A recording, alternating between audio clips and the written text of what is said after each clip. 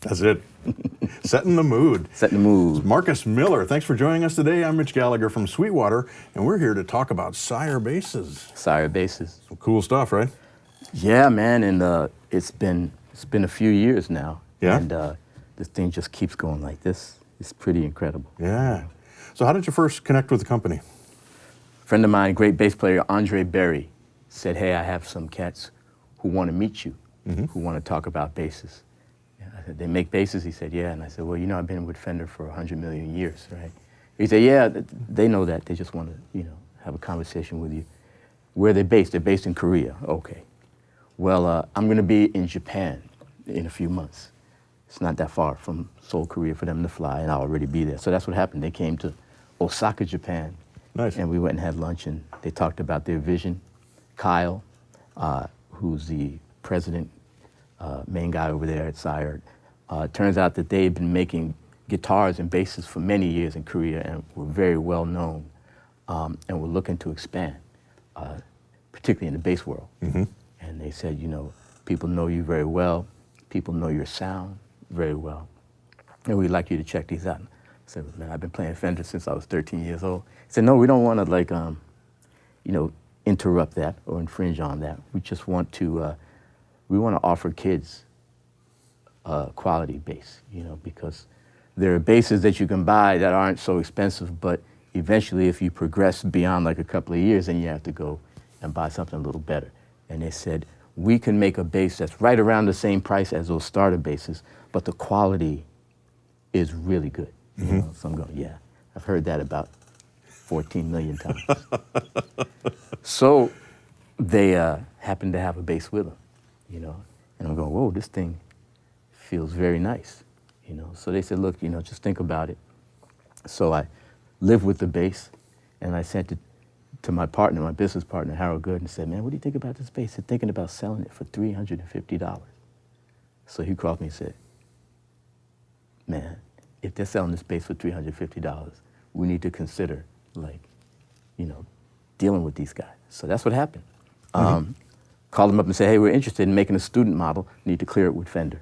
Make sure, you know, Fender's cool, because like I've been there for maybe 18 years. And like I said, I've been playing Fender bass forever. And they said, you know, hey, look, it's going to be a, you know, little kind of side off the main path, no problem. Fender called me a couple of months later and said, man, you have no idea how big this thing is going to be. Yeah. This Sire thing. They're going all in, really heavy. So you're going to have to decide, because it's going to be like a big dual thing if you were to stay with Fender. So I thought about it, talked it over with Harold, and said, you know, I've been with Fender a long time. It might be time to try something else. You could feel in the air that things were about to change. Not just in music, but everywhere. It felt like, you know, this is time to try something new. So called up Sire and said, hey, I'd like to try some stuff. So we got together, and I would make suggestions. You know, I would like the neck to feel like an old 60s jazz bass, you know. I didn't even know they heard me. I had said it under my breath. The next thing I know, they were sending me a bass with a, you know, a 60s, you know, and then I realized I better be careful what I say, because they're taking it pretty seriously. And pickups and the preamp, you know, because they were going to have, the first bass was offered with a preamp. And I had some suggestions on the tuning, you know, what frequencies the preamp affected. And they took that into consideration, and it was great. And I told them, look, still gonna play my Fender a lot. You know, they said, no problem, just, you know, like I said, we're offering it for like a entry model bass. And the thing came out, and the kids loved it, but the pros really loved it. The pros, everybody's calling me, man, Marcus, I bought a Sire. I said, wait, don't you play? Yeah, but I needed a 4-string, because I have a 5-string. I needed 4. Everyone needed like a second bass. All the pros needed a second bass. And then also people who weren't even bass players were calling me up, singers. Hey man, I bought your bass. You even play bass? Yeah, but now I'm learning, you know, because there was a thing about it. There was an excitement about it. So it took a little while for people to really kind of get it, but they eventually got it. The interesting thing about Sire is that they don't spend any money on advertising. You won't be able to like go online and see, you know, like an ad for Sire. You can go to the website, but there's no ads. And Kyle said, I take the ad money that I would have spent, and I put it in the basses. You know, for example, in the shop, when they're making a bass, for the frets, they have this machine. I don't know the technical names, but the machine does this. It goes across and it basically makes sure the frets are even. It files them. Right. It's like right. And every time you pass, it costs a certain amount of money per bass. So usually you just go like that, and that's it. It keeps the bass not so expensive. But he said, I go like this, then that, then that. So every fret gets filed over multiple times, right? And that's money that would have gone into advertising. You put it in the bass. And so then how do you advertise? You just put the bass in people's hands and let them do the advertising. So that's how Sire got going. It was word of mouth. People just started, you know, saying, hey man, you need to check this bass out. You know, and nobody believes it at first because, like I said, the first basses, I don't know, 8, 9, 10 years ago, you know, they were $300, $350, which isn't cheap, but, you know, relative to a lot of quality basses, it's inexpensive. And the thing just caught on and just went nuts. So that's basically the story. And then they just started, the first model was based on the bass that I play. It's called the V7, and you know, if you want to play in the style that I play, you can do that very easily, but it also had a switch that would take it from an active bass with active electronics, bass and treble and mid-range, or you could just turn it off and play like a passive bass. So it turned out to be much more versatile than people thought. You know, initially they thought, well, if I want to sound like Marcus, I'll buy a Sire, but it turned out that no, you can sound like anybody you want. You can even sound like yourself if you're brave enough to do that. Yeah, you know? right.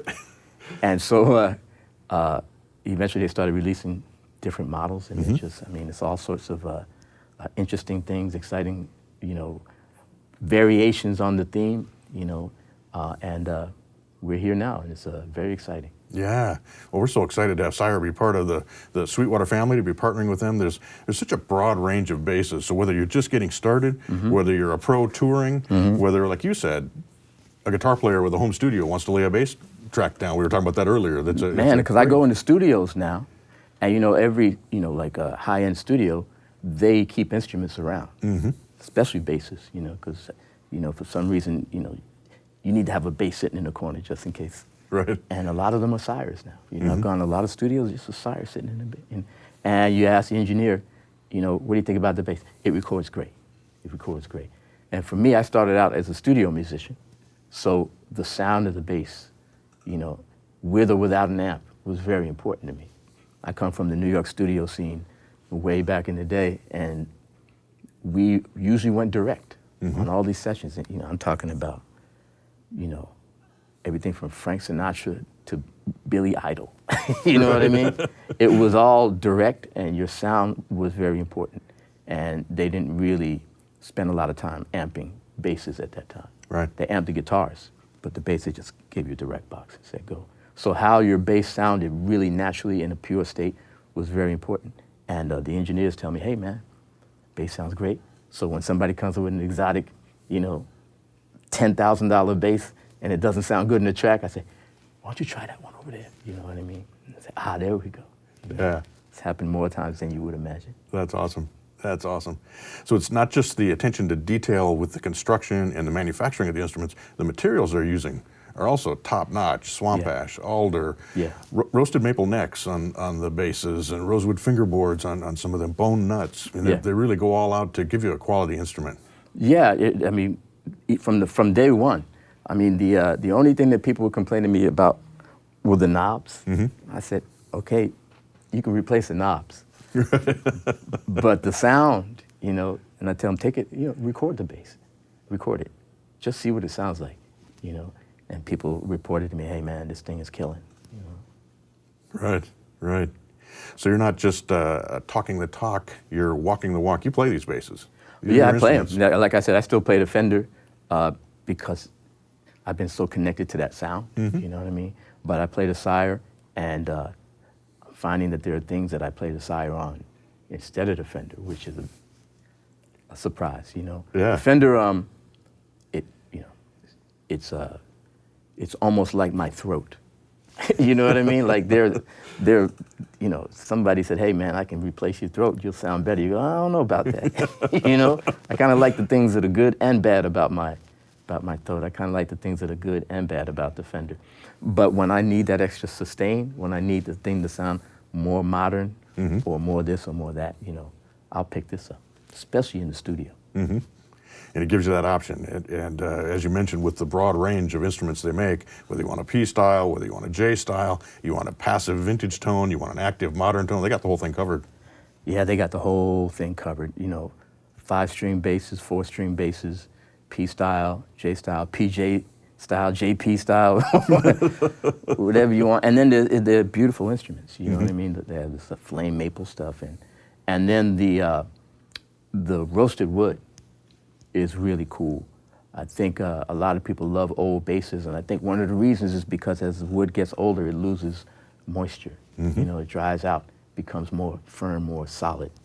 And roasting is a way to kind of skip ahead a few years. Yeah, you know, accelerate that process. Accelerate the process and get there a little quicker, and it makes the bass feel more, the neck feel more substantial. I don't think people pay enough attention to the neck. I think that's the part of the bass that contributes the most to the sound. I mean, pickups absolutely, but the pickup's job really is just to pick up the sound that the bass is making. You know what I mean? And the neck is the thing that vibrates the most. You know, and so we've been paying a lot of attention to the neck, and the roasting is evidence of that. You know. Right. Well, it shows the basses. You pull one out of the box, and they're ready to play right out of the box. I mean, maybe you want a little adjustment for your personal taste or whatever, but they're ready to go right out of the box, and we've been so happy with that our customers can open that box up and take the bass out and start playing. Yeah, you know how you guys are here at Sweetwater. You'll pull the bass out to double check. We do, yes, we do. You know what I mean? Yeah. All right, you send this one out. You know? Right. So it's pretty awesome, you know, that it's passing the Sweetwater test. Yeah, you know? yeah, the 55-point inspection. Yeah, but they are very serious about that, you know. And if you want to, if you're a guy who likes a higher action, or you're a guy who likes a lower action, or you like a certain type of string, you can do that, but the bass comes ready to go. Yeah, that's awesome. Marcus, thanks so much for stopping by today. We're glad to have you back here at Sweetwater, visiting us again. And you know, the basses are awesome. And, if you guys are anywhere near Indiana, you got to come stop by Sweetwater, man. I'm trying not to buy stuff, you know. You ever go into the store knowing that you don't need anything and come out with stuff anyway? That's what happens when you walk in Sweetwater. You come out with buying all this stuff that you didn't think you needed when you walked in, and then couldn't do without. That's it, exactly. You did need it. You did need it. Thank you for saying so. We appreciate that. It's great to see you again. You too. All right, will you play us out? Give us a little bit of bass playing.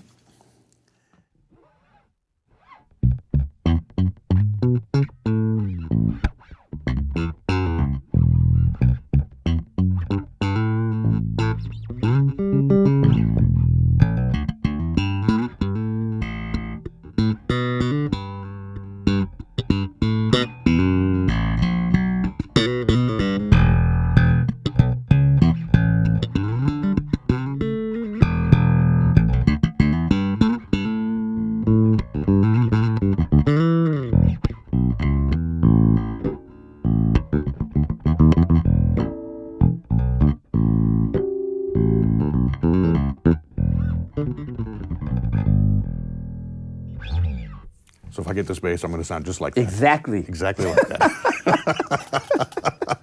It's got a button here, lick button. Yeah, it's the Marcus button. Thanks again for coming in. We appreciate it. Thank you. And thank you for joining us. I'm Mitch Gallagher from Sweetwater.